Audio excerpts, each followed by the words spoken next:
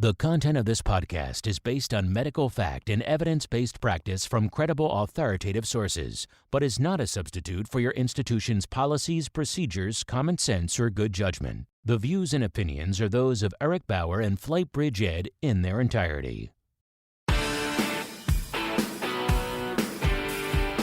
This is the FlightBridgeED Podcast, critical care and emergency medicine education for nurses and paramedics. Here's your host, Eric Bauer.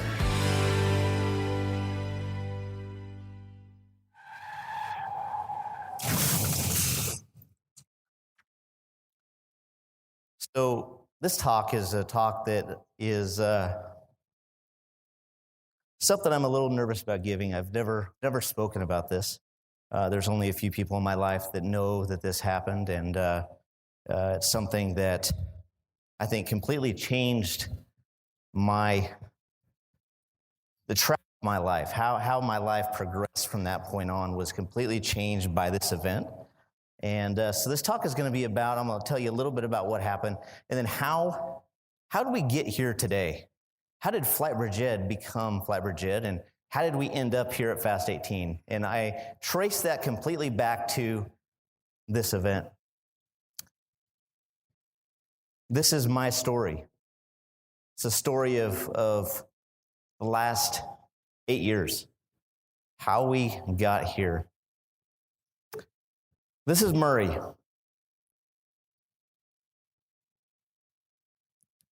I often say that Murray is my guardian angel. And I say that because this morning I got up and did everything the same. Had to go to work, was on shift, got my flight suit on. I always travel in my flight suit, by the way, in case I get stopped. I'll just throw that out there. Okay? And I get stopped a lot. Let's just put that out there. So I jump on my flight suit. I go out to my car. It's about 5:30 a.m. He's always outside. He doesn't sleep inside, and he's obsessed with tennis balls. Loves to fetch. He's obviously very gray here. He's just about to turn 9 years old. An amazing lab. Big lab, about 125 pounds. Very smart. Never had to teach him anything. He just has always just known. And that morning, like every other morning when I would leave, he'd bring his ball to me and he'd throw the ball up in the air. Literally grab it and he pitches it up to me. So I'd throw him a few times. It's in, and I'm like, okay, I gotta go. I got in the car, started it up, and he did something that he never ever does, is he grabbed his ball, he came over to the car, and he flipped the ball up, and it hit the window. And I thought, I'm like, bless his heart, right? Wants to play. I need to not be in such a rush. So I get out of the car, put it in neutral, get out of the car, and I throw the ball for him for a couple more minutes. Felt good about doing that. I think I was going to be gone for probably 36 hours, and I thought, I'm going to just spend that few minutes with him and throw the ball. He was content. Got in my car, took off. Again, the sun is just now starting to come up. I pull out onto a major highway, and I'm just driving along and probably listening to the MCRIT podcast. That was what I did on my drives back then. And I noticed something in the road ahead of me. And as I came closer, I realized that there had been a head-on crash that had just happened. And I pulled off. Again, we're on a rural road, rural highway, speed limit about 55 miles an hour in eastern Tennessee. When I pulled by the cars, I could tell that there was excessive damage. The cars were actually locked together. The damage was so bad. So I pulled off, safe distance ahead, off the side of the road, got out. I was confident, right? My whole career had been fire, EMS, HEMS, and I really had I wasn't nervous whatsoever. I felt like I could handle the situation. I walk up to the crash. First car I come to is a Honda Accord, and I'm able to immediately identify that the man in the front seat, the driver, is deceased. He's basically pushed underneath the dashboard.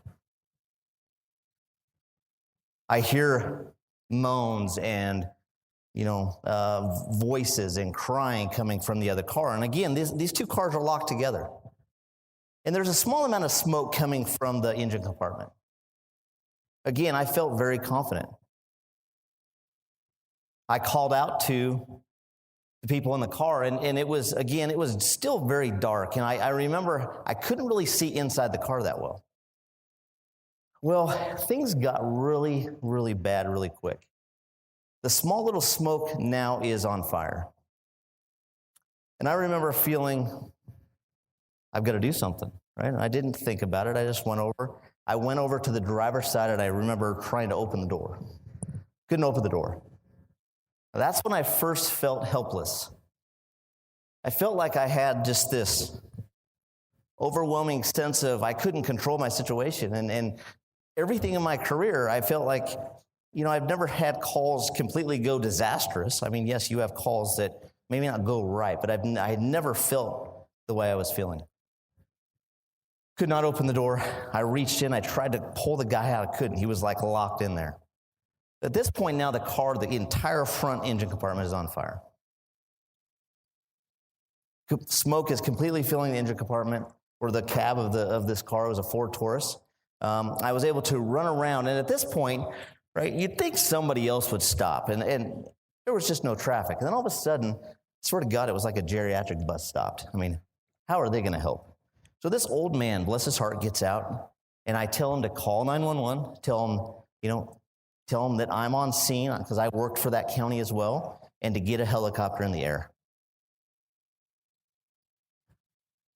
You know where you have a dream, and in that dream you're trying to run and you just don't move? You try to pick something up and you have no strength? That's how I felt. Nothing was going right. I had a Gerber in my pocket, Gerber Leatherman. I pulled it out, and because I had run around to this point to the back of the car, to the passenger side rear window, because there was a passenger in the back seat. And I grabbed it based on my firefighter training, and I tried to hit the bottom corner of the window. Every bit of my strength. And I was just bouncing off. Nothing was working. I'm looking around for something. I'm like, God bless. Is there something I can get? So I finally, down in the ditch, I had to hike down in the ditch, grab a rock, and I ended up throwing a rock through the window. First time I threw it, guys, it bounced off. It's having no luck. So second time I threw it through, it broke. I reached in, I tried to grab the guy. The guy started screaming. He was completely crushed from the waist down. And I just said, hey, I've got to pull you out. So I grabbed him, I pulled him out, pulled him down into the ditch. So I got one out, go around to the passenger side again, or the driver's side. I try one more opportunity. And I pulled as hard as I could, and I pulled the driver out. And at this point, I ran around to the passenger side. And there was one guy left, and he was burning alive. And I tried to reach in, I tried to grab him, I tried to pull him out, and I just couldn't. I had to back away. The flames were overcoming, and I couldn't help him. And I had to watch him burn to death.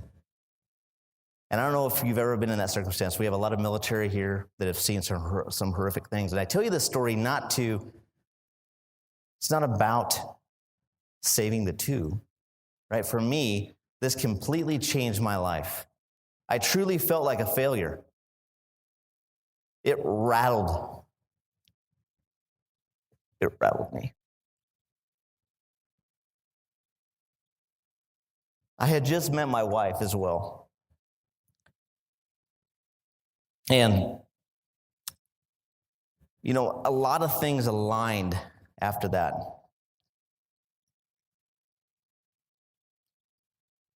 So this talk is about, we're all going to have some type of tragedy in our life. Something is going to go wrong. We never know, though, if that tragedy is going to lead us to something greater, or is it going to drive us to what our true purpose is. And I truly feel like it did. Life is definitely going to challenge us. It's definitely going to put barriers in front of us. It's going to make us question all of our beliefs. it's going to take from us. We all know this. Right? We're going to probably see more hardship than we want to admit. But as if we've seen in many of the talks today, it's all about how you respond to that adversity, about how you deal with the stresses. And we really have a choice. That choice is we can deny that we're having difficulties. Our last talk was all about that. I think he really put it perfectly. We're all very type A. We all fix people, and we're always the last one that we deal with, right? We always put ourselves last. So we can make a choice. Do we deny that we're having problems? Do we make a decision, and do we take the steps to cope with those problems? Because it's a choice. And we can build off of failures. And I truly felt like I was a failure. Once I got the two guys out, I was down in the ditch. Car is completely fully involved. Finally, fire department gets there. I hear on the radio, aircraft is in the air. They can't land because of fog. And I'm watching, they put the fire out, and having to walk up the ditch and face the patient that was in that car and see him burnt up like that was more than I could handle. I ended up going to my car. I got in my car, and I just sat there, and I started sobbing. That was definitely something that I had never done. I think I can count on 3 times in my adult life that I've cried, like literally cried. And it was just uncontrollable. So I knew something was really wrong, right? That was not me. I just don't do that. So I made a choice that day. I made a choice that I wasn't going to hide from this. I wasn't going to not let myself feel the stress, the anger I had, right? Go through all the different steps that we need to take. And I think we can look at a story like this, and I think we all probably have something in our life that we can go back to that was tragic, that really shaped who we are. And it's all about making successes out of our failures or out of mistakes, right? It's how you respond to those mistakes that really define us. So I want to take you through 6 lessons that I learned from this. The first lesson I had to understand was I had to overcome my fear. I ended up driving to work after that. Drove to work, got to work, and realized really quickly that I was in no shape to take care of a patient. How could I? All the training, and I almost failed to get them the 2 out, right? Everything that you're taught, and it was like nothing was working. So I had to really cope with that failure and the fear of making those mistakes again.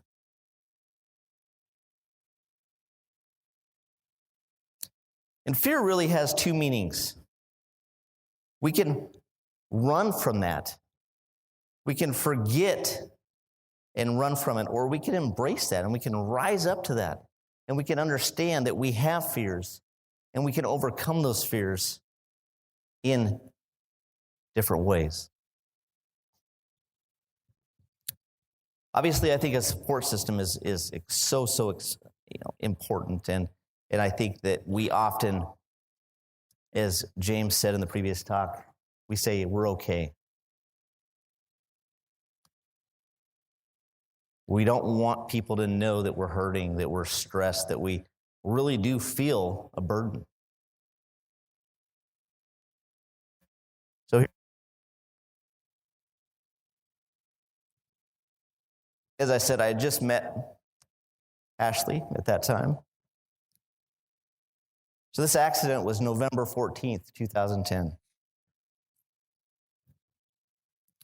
Little did I know that in 2 years, November 3rd, 2012 that I would marry the love of my life.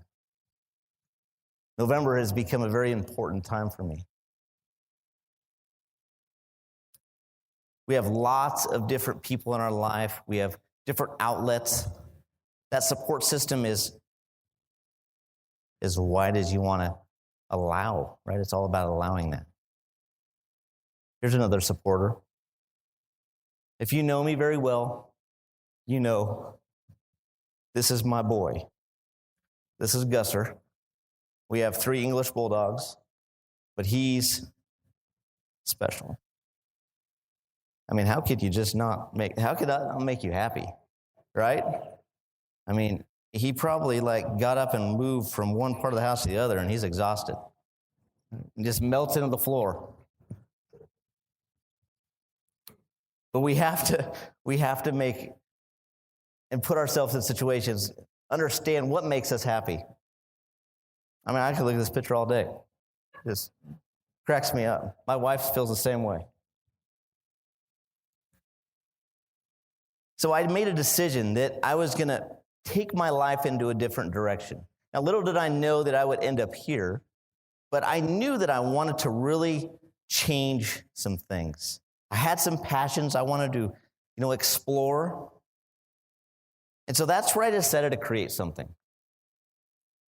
I decided that I was going to take the anger and the hurt and all the things that I felt from that failure, and I was going to try to do something with that.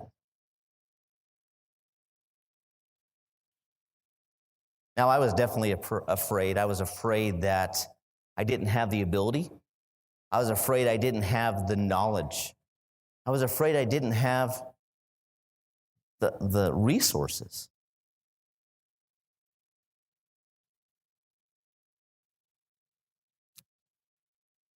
But I had the courage finally to say, I'm going to do it.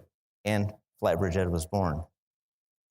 Now, somebody I haven't really talked about, sorry, this is just an emotional talk, and I've talked about him a lot on the podcast, is Evan Clonch. Evan Clonch has been a part of FlightBridgeED from the start. He was one of the original founders with my wife and I. He has just recently went into ministry full-time, and he's completely separated from us because he just doesn't have the time. It's been very hard for me.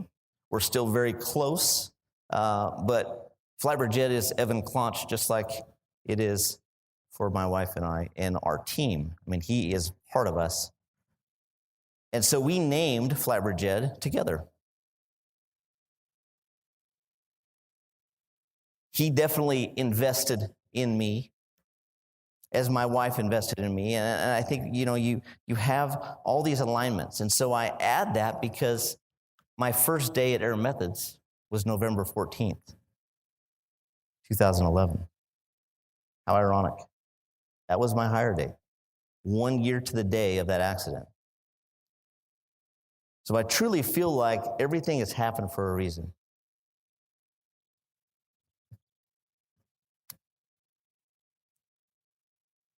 I realized really quickly that I wanted to be a mentor. I wanted to put out content. Obviously, I was very, very afraid. I was afraid, again, I didn't have the knowledge, the ability. It's very vulnerable to put out content and have people listen to what you're saying and trust in what you're saying. There's a big responsibility with that comes with that. So it's very scary. So I try to find mentors. I've talked about one of the biggest mentors in my life. He will be here tomorrow opening our keynote, is Alan Wolf. There truly is not a better leader in this industry. Somebody that has, on more occasions than I could even explain, tell me I'm wrong. He's one person I guarantee will look at anything I do and he will tell me something I need to fix. Right? My wife is the other one. Sometimes it pisses me off. But at the end of the day, they're right. I think it's hard to take that negative, constructive, that feedback. Obviously, sometimes, you feel it's negative, but in the end, it's a positive.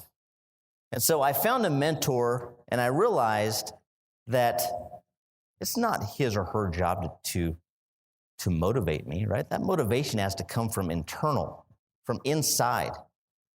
Their job is to challenge me, to challenge you, to become better. A true mentor is somebody that's not there to be your best friend. And I'll tell you, that's exactly how it started. I came into Air Methods, man, I thought I was hot shit. I did. I thought I knew mechanical ventilation. And I was asked really quickly to start developing the mechanical ventilation orientation lectures. And that's how I met Alan Wolf. Like, who's Alan Wolf? I had no clue who Alan Wolf was. Well, I found out real fast, right? Wrote my lecture, sent it to him, and we ended up on a conference call. And we were arguing back and forth over the content. And I found out really quickly that he was right and I was wrong. And I found out that I did not know anything about mechanical ventilation, right? Talk about a humbling experience. But that fueled me to try to get better.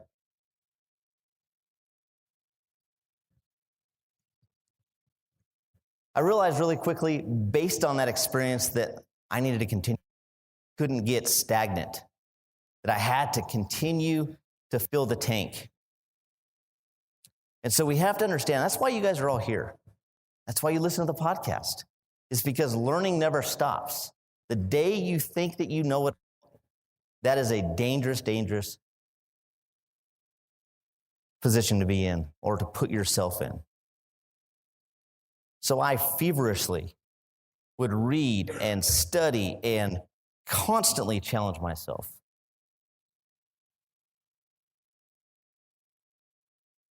Obviously, I was putting out content. I had to understand the content.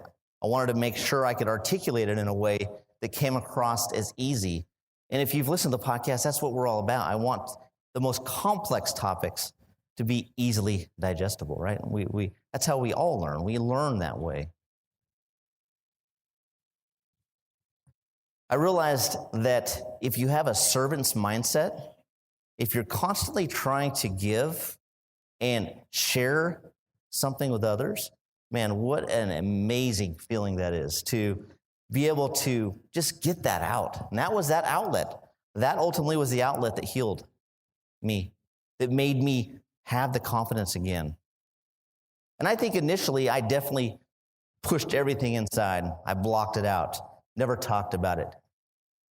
As I said, there's only a few people in my life, probably on one hand, that know that this ever happened.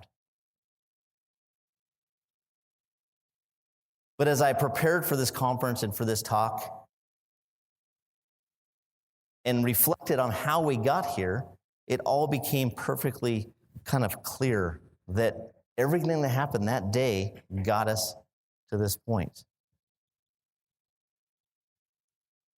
So I want to challenge you on this last lesson. We have to all inspire through action, right? Every one of us has an amazing talent, an amazing gift. We can all articulate. We can all mentor somebody. We can always do something and inspire greatness in somebody else.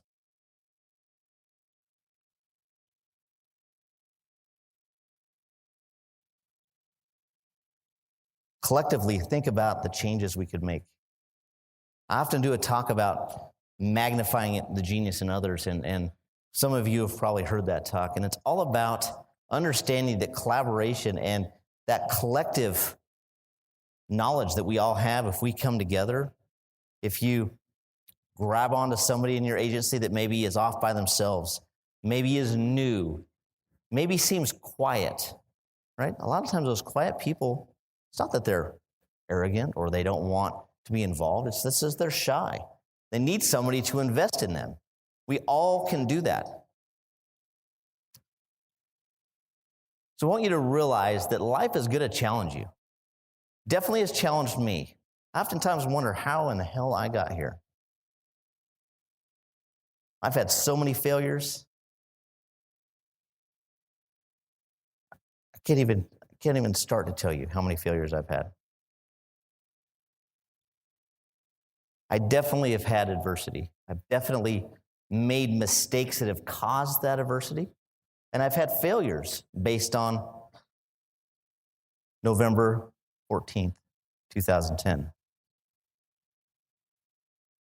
I made a choice. I made a choice to make a change. Did I initially make that choice? No, I didn't.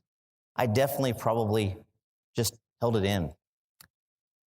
Maybe talked about it a little bit, but I definitely didn't immediately just jump in and do something. FlightBridgeED was founded in November of 2011 initially. First podcast was released right at the start of 2012. So it took about a year. The realization that I had writing this lecture and preparing this talk was that my worst day, because I truly feel like that was my worst day, is now my best day. This has been a production of the FlightBridgeED Podcast, leading the way in pre-hospital critical care and emergency medicine education.